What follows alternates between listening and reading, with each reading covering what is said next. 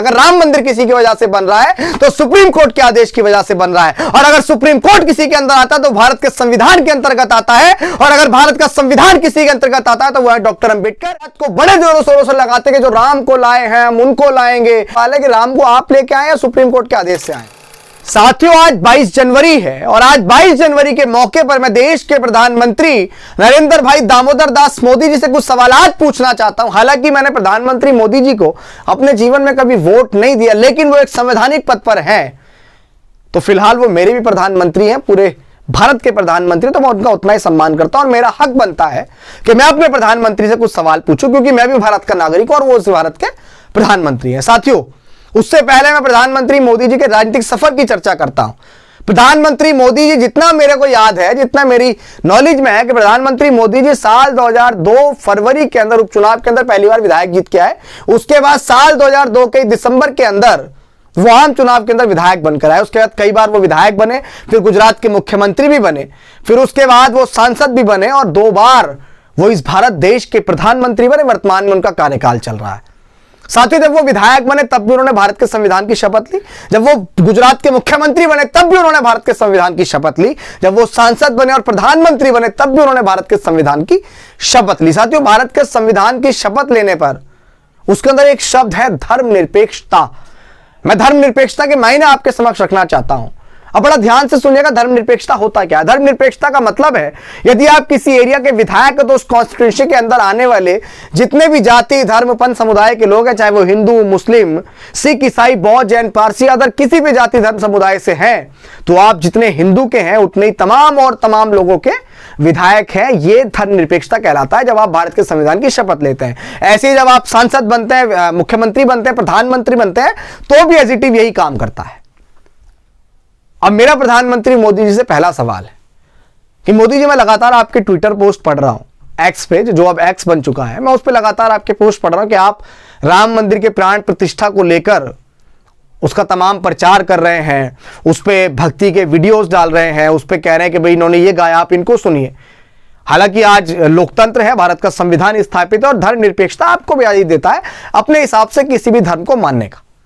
लेकिन जब आप भारत के संविधान की शपथ लेते हैं तो प्रधानमंत्री जी, आप एक संवैधानिक पद पे हैं, तो मेरा आपसे सवाल है कि जब किसी अदर कम्युनिटी के मुस्लिम बौद्ध जैन ईसाई पारसी और तमाम लोगों के जब बुद्धिज्म के बौद्ध मठ जब बनेंगे, तो क्या आप इतनी रुचि दिखाएंगे जितनी आप राम मंदिर के अंदर दिखा रहे हैं? मेरा सवाल है, क्योंकि आप मेरे प्रधानमंत्री हैं, मैं इस देश का नागरिक हूं और मैं आपसे सवाल पूछ सकता हूं, ये मेरा हक है।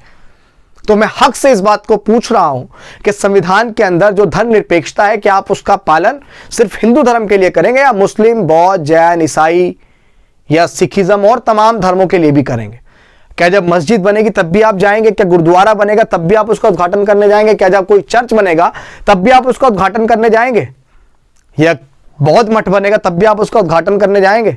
यदि आप कहते हैं कि लोग मुझे बुलाएंगे ही नहीं तो मैं क्यों जाऊंगा, ये भी आप बोल सकते हैं। भाई लोग मेरा विरोध करेंगे तो मैं क्यों जाऊंगा, ये भी आप बोल सकते हैं। तो विरोध की बात तो ऐसी है कि जब आप राम मंदिर की प्राण प्रतिष्ठा करने जा रहे हैं तो हम भी देख रहे हैं कि तमाम आचार्य आपका विरोध कर रहे हैं, तो फिर तो आपको राम मंदिर का उद्घाटन करने भी नहीं जाना चाहिए। मेरा सिर्फ सवाल है, क्योंकि हम देख रहे हैं, हम लोग सवाल तो कर ही सकते हैं, लोकतंत्र में अभिव्यक्ति की आजादी हमें तो है ना, आर्टिकल 19 मुझे सवाल पूछने की आजादी देता है।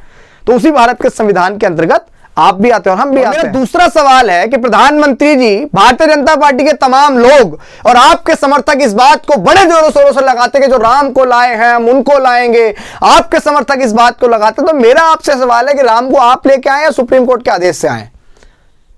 अयोध्या के अंदर जो राम मंदिर का निर्माण होने जा रहा है वो सुप्रीम कोर्ट के आदेश से हो रहा है या भारतीय जनता पार्टी के तमाम शासन सत्ता की ताकत से किया जा रहा है? यह सवाल मेरा आपसे है।